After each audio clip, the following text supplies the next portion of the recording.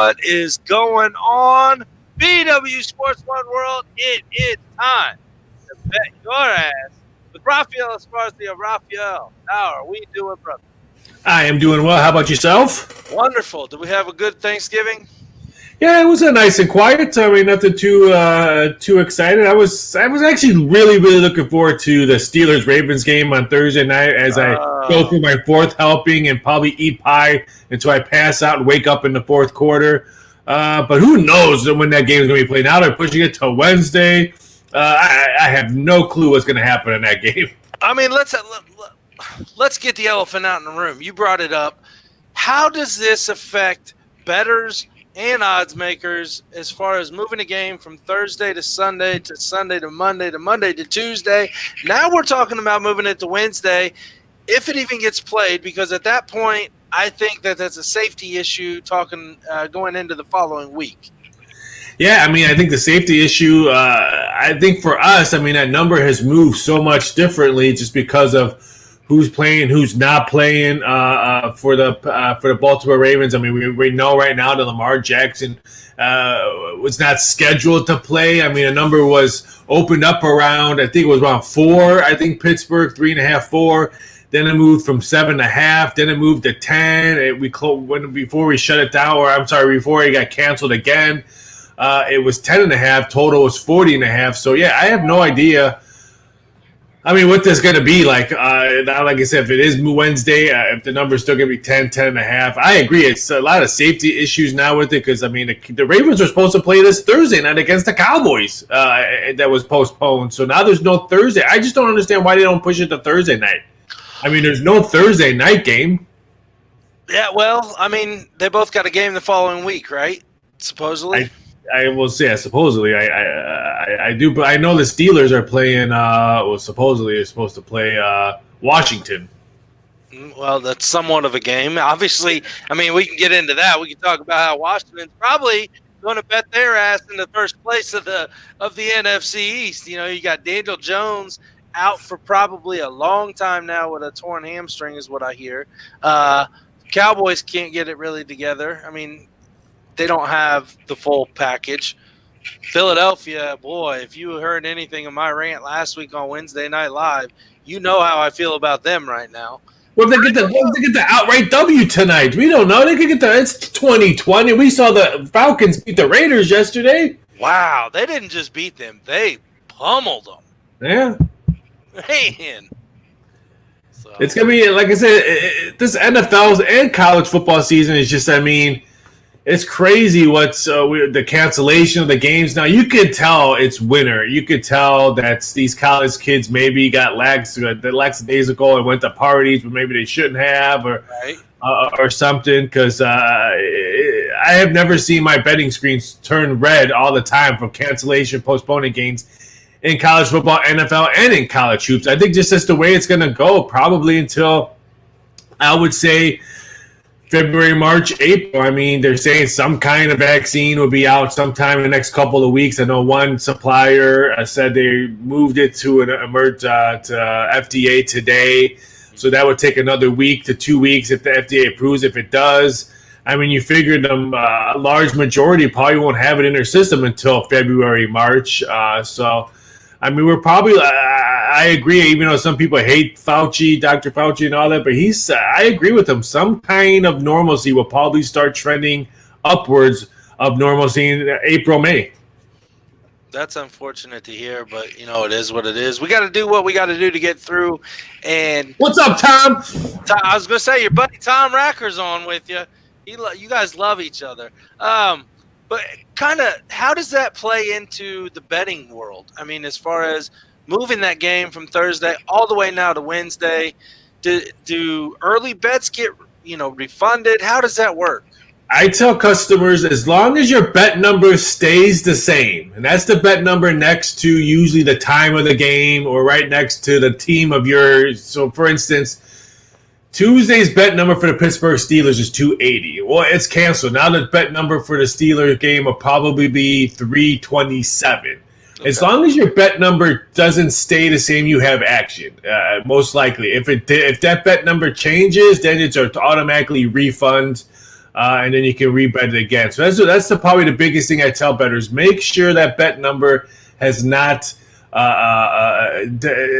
changed. If it's changed, then you have no action. You probably get a refund in your book. If it hasn't changed, you probably still have action on it unless they refund it. And some books will just refund it no matter what, if the bet number has changed or not. But that's probably the biggest thing you need to look for, as long as that bet number doesn't change. So for us, I mean, we just hit the refund button and everyone gets refunded and make a new number, go on for that. Now, if there's drastic line movement, let's say the bet number just didn't move, or the game just continued to play, and Lamar Jackson was now all of a sudden not going to play.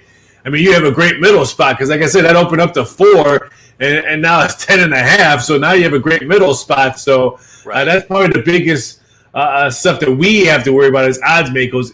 Odds makers is that big spot for a middle, which is could have happened but didn't. Okay, now let's talk about Philadelphia and Seattle tonight. Monday Night Football. I don't understand why I saw the bet, the line, the money line moved up, or the spread. I'm sorry, moved up to 7. It was at 6 last time. This morning when I looked at it. Why so low? I mean, what am I missing here? I mean, Philadelphia is my team. I don't think that at this point they're only 7-point underdogs to a team that I could see potentially just an offensive slaughter. Now, granted, the defense on Seattle is very skeptical, but our whole team is skeptical. So explain that to me. Well, you said it. The Seattle defense is very skeptical. Let's just face it. They stink. They can't stop something. I mean, granted, they had a good game last week. And I think that's why the wise guy action came in. I mean, we're taking about 75% of the wise guy action is on Seattle, but the public money is coming in on Philly. So that has a lot to do with it, keeping this game in some kind of control, respectable. We're still getting right now some kind of two-way action. We were just getting lopsided money with Seattle coming in until the wise guys took that Eagle money. So it's going to be very interesting. I agree with you. It is still kind of low, but again, it's 2020. I mean, bettors are starting to realize it's still 2020. The amount of action that we took in late, and I mean talking about probably 25 to 30 minutes before that Atlanta Falcon game kicked off yesterday. The Falcon money was coming in. And granted, we took Raider money all week. So we were thrilled that Falcon. But I think some of these wise guys are action. They're starting to bet these lopsided games. And I think their priorities, they're looking at it. It's 2020. We have seen some crazy stuff. We saw the Kentucky Wildcats college basketball go down to the Richmond Spiders yesterday as a 7.5-point favorite. So I think a lot of it is line movement, and they're waiting for that line to get out of control, and they just take the other side. And hopefully, like I said, 2020 is here. Let's roll the dice and see if we can get a 2020 winner. Well, and a lot of people thought Evansville beating them last year was bad, and this loss to me is way worse than the loss they took to Evansville last year. But it is 2020.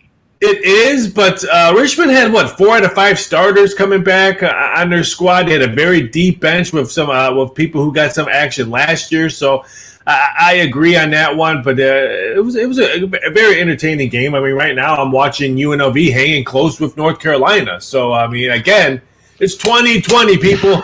I know. Don't remind me of that game. I'm watching it. Excuse me, hurting me.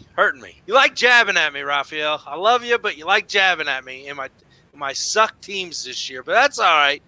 Let's talk about some boxing that happened over. Nice segue with when I was jabbing at you, then you like scream. That?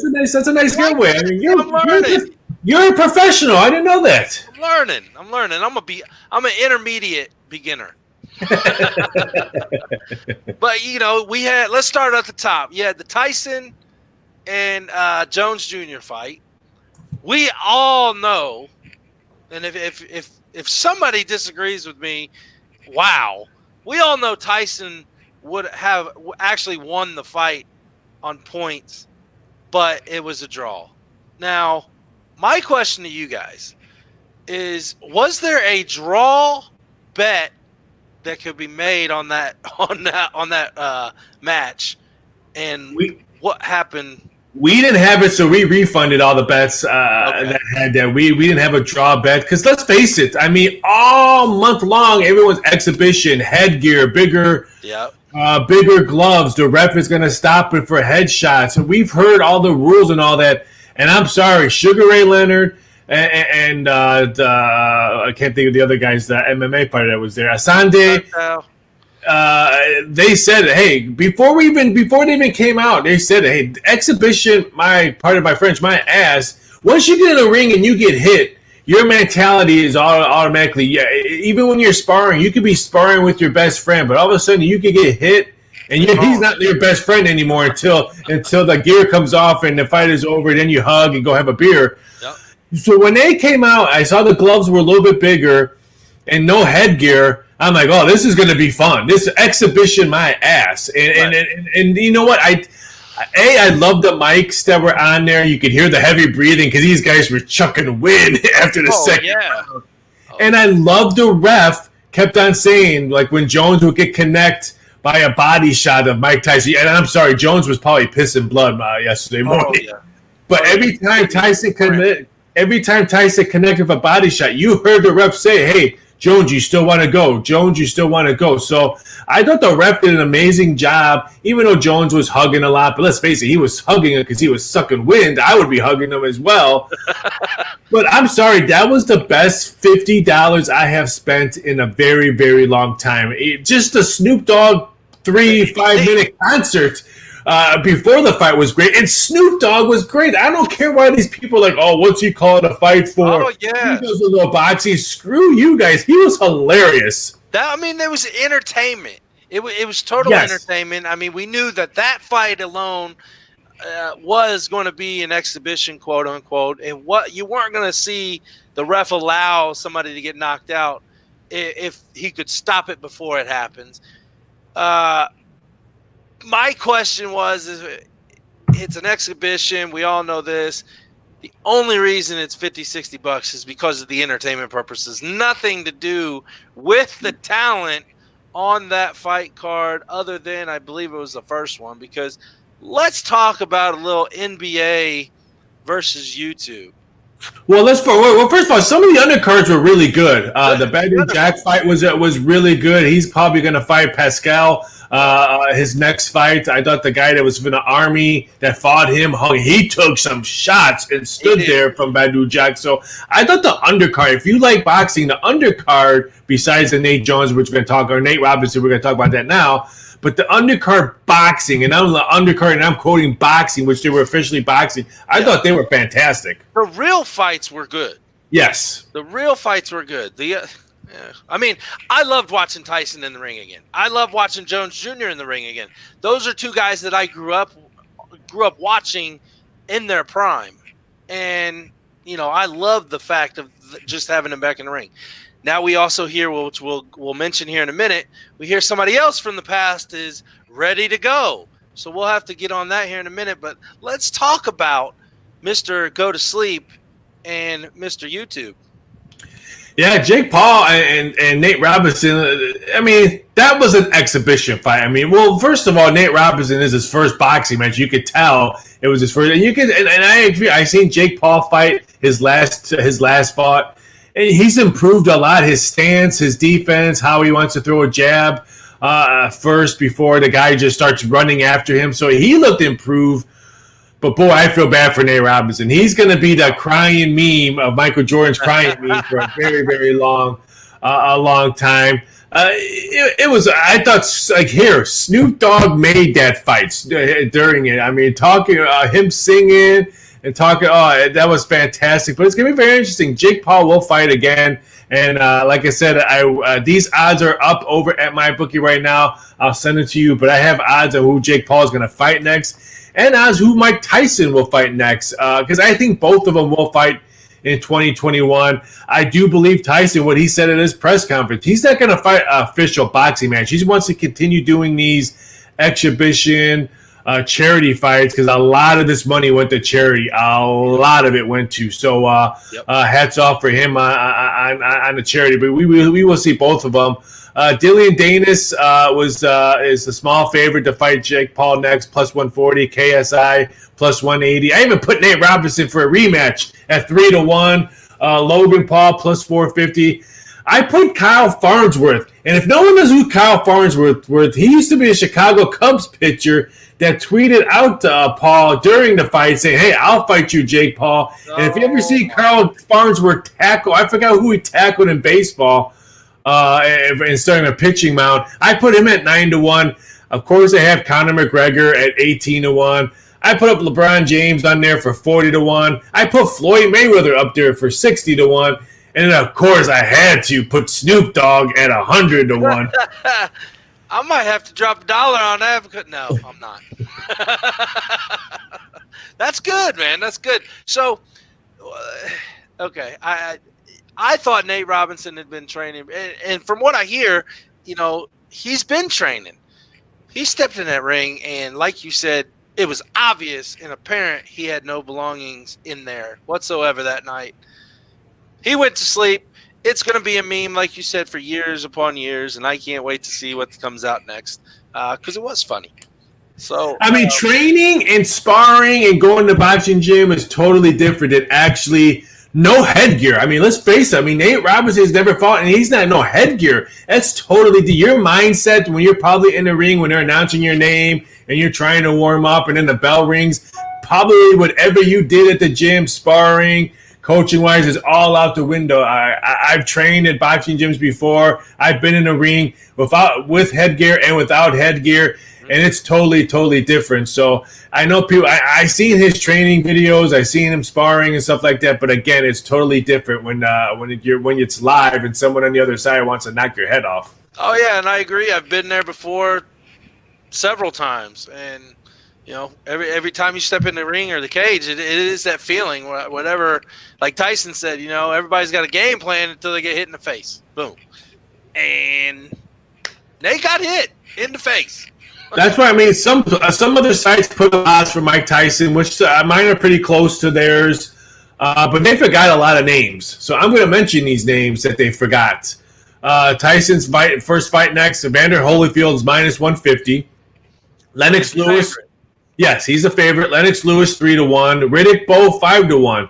Now Lennox Lewis came out last week and said he wants to fight Riddick Bowe because he still has that bad taste. That would not shock me if that fight goes first in this exhibition kind of thing, and then Tyson fights maybe in the middle of the summer or maybe closer to next year. It would not be shocked if they do another one of these, and the main event is Lewis versus Bowe.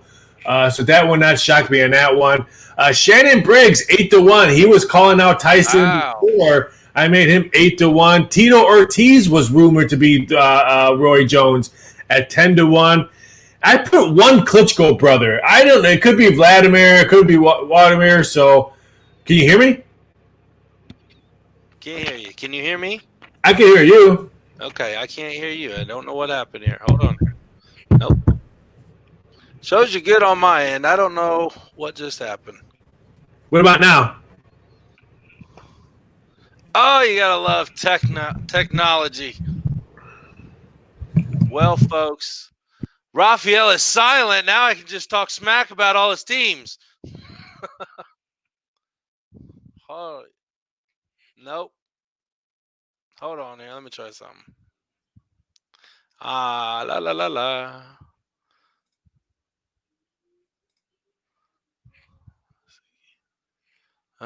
Their mic isn't connected. It says your mic isn't connected. He pulled his mic out of the jack, folks. He got so excited.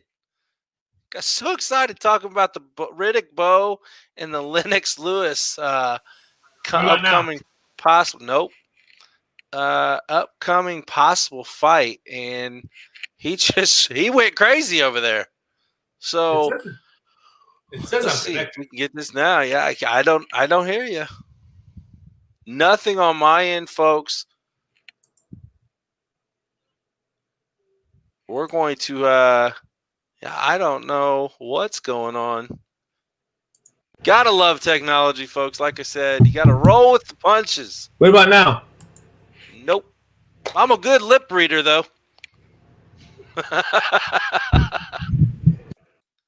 Oh, I just heard something move. No. He hears us both. So Tom Racker just sent me a text and said he hears both of us. I don't know why I can't hear you though. So Can you hear me now? Yes, now I can. But they can hear you already, so that's what matters. I can read lips. That's what matters. You can hear me now. Okay, now we're good. All right, so we're moving on. Let me finish. Yes, I have one Klitschko brother.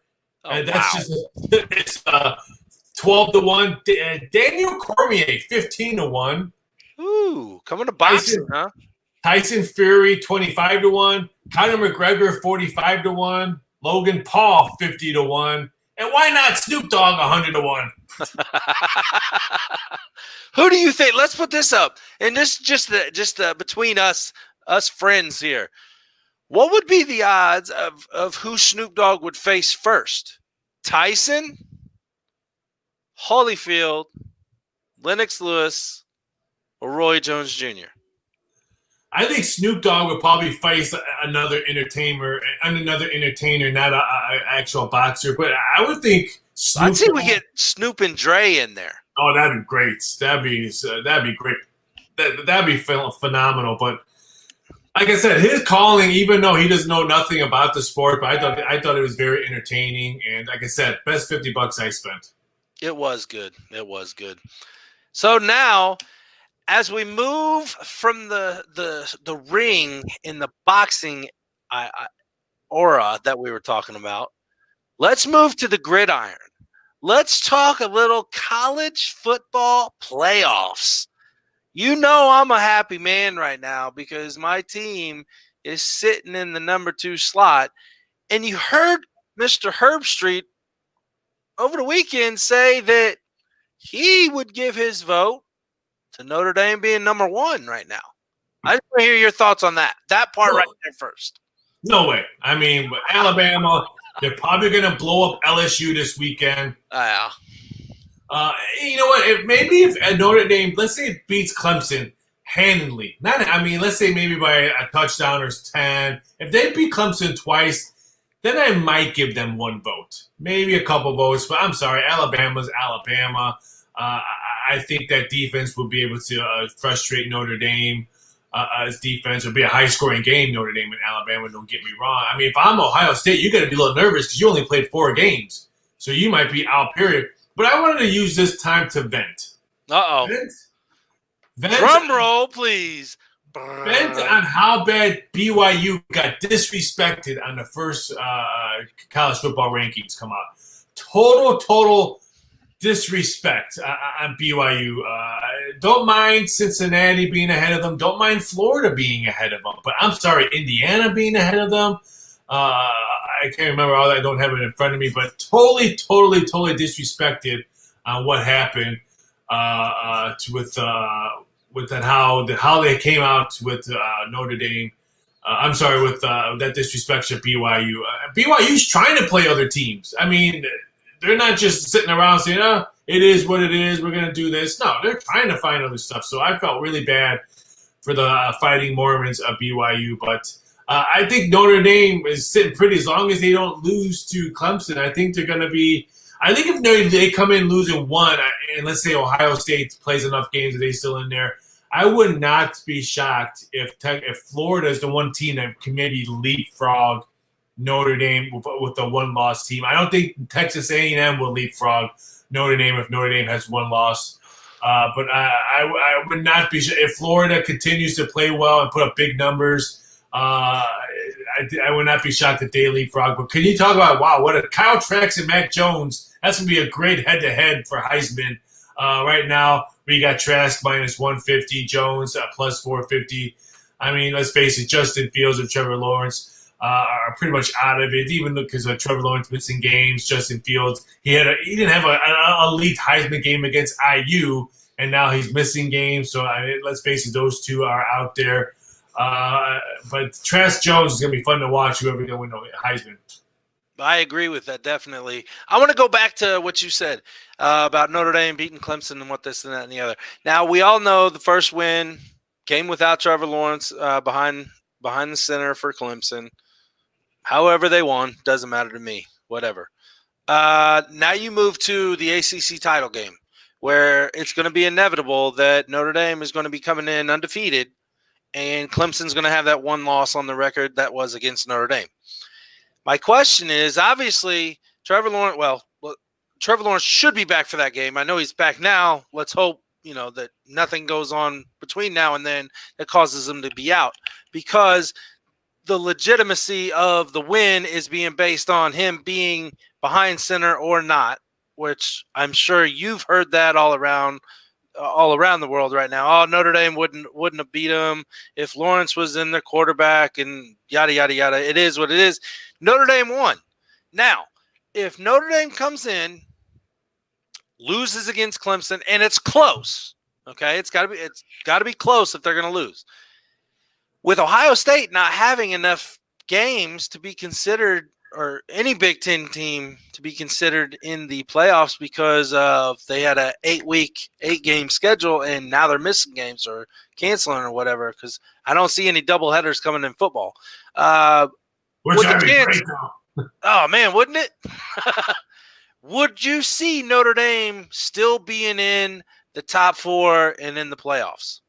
Yes. I mean, I think the only way they get out, if, like I said, if they lose to Clemson, let's say by 10 or whatever, and let's say Florida just beats up on Alabama, and Alabama comes in there one loss, then I see Florida leapfrogging Notre Dame, and it'll be Alabama, Clemson, Florida, and Ohio State will need to play enough games. I think if Ohio State continues to only have 5 or 6 games, then I think Notre Dame's going to be safe in there. Okay, so there's nobody else other than, and my feelings on this. Cincinnati sitting at 8-0.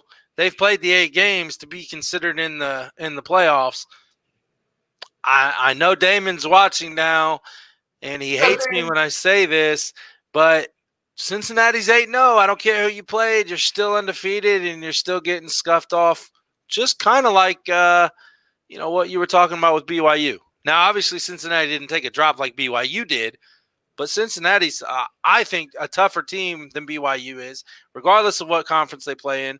I could see them beating some decent-sized teams. What do you think? Yeah, I think their defense can give Clemson some trouble, Notre Dame some trouble. I can't say Ohio State because, remember, like I said last time, a couple years ago, Cincinnati went to the Big House. Oh, this is going to be a great game, and Ohio State waxes them. So yeah, I can't say that. And I think Alabama will be too much for them, but I can see them beating, hate to say it, Clemson and Notre Dame. I think they would get good matches. Okay. Do you see Clemson and Notre Dame playing a third game for the national title? I hope not. I hate to see. I hate those type of scenarios where I do. It's 3 times unless it's a best out of 4 game, something like that. But it'd be interesting to see. I mean, I keep on telling these Notre Dame people, cousins of mine who are fans and all that, Clemson lost to them with no Trevor Lawrence. They were missing a lot of their defense. So pump the brakes. Let's see the ACC championship. If Notre Dame wins, hats off. You guys are much better. National, you guys are up there with Alabama. I'll give you a point if you want one to maybe be the number 1 team. But pump the brakes. There was no Goldilocks, and they were still missing some defense. And I know you play with the cards in front of you, but sometimes those cards, you have to look at those cards. Like if you're a Saints fan and you're proud of that victory yesterday against Denver Broncos, I give you 2 birds, 2 number 1 birds, because let's face it, that game was a sham. Yeah, wholeheartedly. What they have, they pulled their quarterback from the locker room. Yeah, Wake Forest quarterback. So I mean, I even heard one of their coaches ask the league if he could suit up for the game. That's crazy. Yes. And then I'm watching like, but the Saints running game was so dominant in a second. And of course it was, because their defense was exhausted because their offense was going 3 and out, 3 and out. Right. You should be running up for 400 yards. That score should be even higher. You're running. You should have had like 400 yards running. I agree with that. Now, here's my question to you on this. You got Pittsburgh Steelers, Baltimore Ravens getting postponed after postponed after postponed after postponed. But the Saints and the Broncos play, is it because the NFL thought that this is a more marquee game, that they don't want to miss out on this? Or what are you thinking there? I think it had a lot of factors to be involved in this one. I think they wanted to punish Denver because the quarterback said that, hey, we were in this meetings and not one of us had masks. And one of the quarterbacks, I don't know which one, lied about his tracing. So he didn't want to, I guess, throw himself under the bus. And the Denver Broncos don't have a voice. They don't have an owner that has a voice. I mean, I think there's a whole bunch of owners. They don't have one guy, I think, because they're in this transition who's going to be that owner. This would have not happened if this happened in New Orleans or in New England or in Pittsburgh or San Francisco, who have voices as leaders, or the Cowboys. There's these owners. You think Jerry Jones would have had to let this happen with no quarterbacks? No. You think the Rooneys would let this happen? No. I think it had a lot of factor to it. I think a lot of it had to do with they wanted to show some examples saying, hey, if you don't want to wear a mask and your quarterbacks are all out, you're still playing. You told us that you weren't wearing a mask. You lied about tracing. So I think there was being punishment and there was no voice. Yeah, and I agree wholeheartedly with you on that. You do have the skeptics that are talking about that, the more marquee game got postponed because they want them to play because the NFL's greedy, blah, blah, blah. It's a business. They want to get their money just like anybody else. I get that. But I also see them wanting to make a full example of the Denver Broncos right now because of what you just said. They have no voice. Raphael, I love Monday nights. I know you love spending your Monday nights with me. It's okay. We will one day be together in the same place to do this show. Tell everybody. We can hug it out and have a beer after the show. Is that what you're saying? I can't wait for that. Tell everybody where to find you at.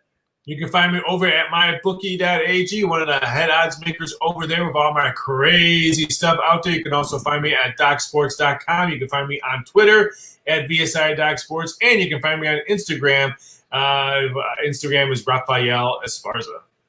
Awesome. And as always, you go to mybookie.ag, sign up using promo code BWSports1 and get 50% sign up bonus or deposit match and a $10 free bet. mybookie.ag. Raphael, this is fun. As always, brother, love seeing you. Love chatting with you. I hate your picks sometimes, but that's okay. That's what betting is. We don't always have to agree. I will say I'm on your Instagram every day to see what your free bet is. So if you want to see a free bet every day, go to Raphael's Instagram page. And then he's also got a poll. You got a poll in your story every day. Yeah, the poll stinks. Fade the poll. Fade the poll, he says. Fade the poll. Your poll today got up, and a lot of people, like you said, are taking Philly tonight with the 6 points. Now they're getting another point. Philly's a big one, so that means that the way the poll's been going, Seattle wins by double digits tonight. Well, I don't want to see that, but I'm used to it this year, Raphael. Thank you again, as always. Can't wait till next week. Now it's time to fly, Eagles, fly. Take it easy. Have a great week. Later.